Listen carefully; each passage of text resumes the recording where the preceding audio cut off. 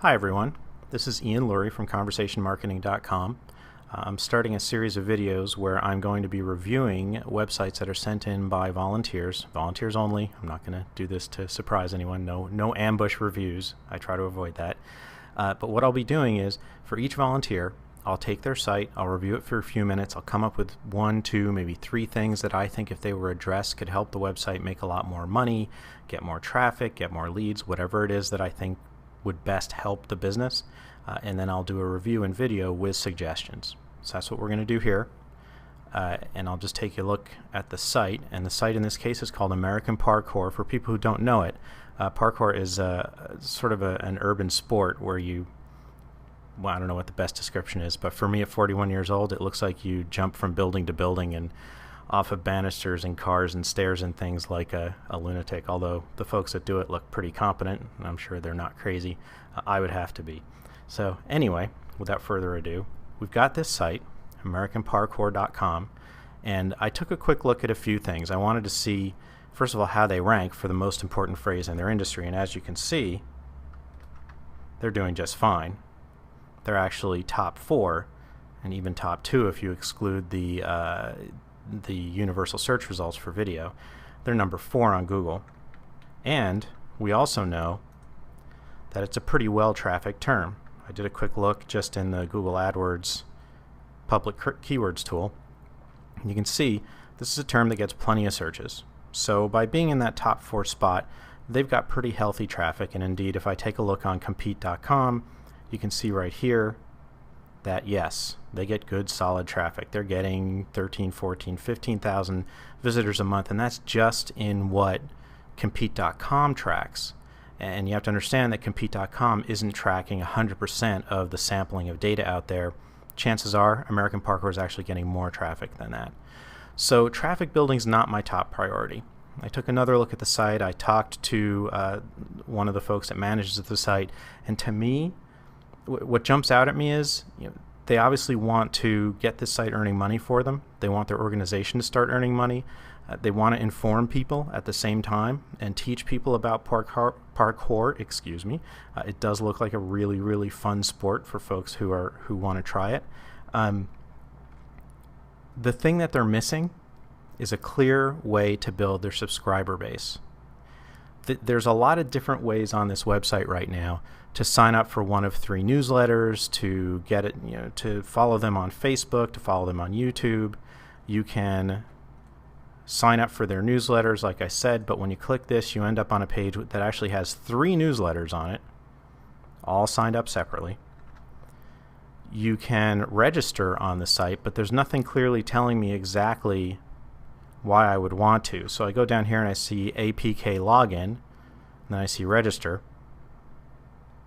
If I click register, I get this big scary form, and I still have not been told anything about why. Why should I register? Who are you? What am I getting myself in for when I register? The form itself, not bad, but there are some obstacles there. So taking a step back for a second, guys, I really think you should greatly simplify the way you get people to subscribe to news on your site. It sounds to me like you want your site to become a news source. You have a store, you can make a living selling the products in that store, but the way you're driving traffic and building interest and building an audience is through the news, the information that you give out about things. Like here you've got this news item about the fact that there's a new movie coming out. Here you have about the World Freerun Championships. You have all sorts of stuff like that on the site. There's a lot of good information here. You have workouts of the day, informational books. All of that revolves around more informational and teaching and educating than it does around an outward sales pitch. So if you're going to do that, you have to build a subscriber base, and you have a pretty healthy one according to the stats on your site right now, 66,000 members and 4,000 news members. But, and I have to say this, I'm skeptical about that 66,000. How many of those are people who put in names like ASDFJKL semicolon because they were either scared about the form or just didn't want to bother, they just wanted to see some stuff, or who knows what else.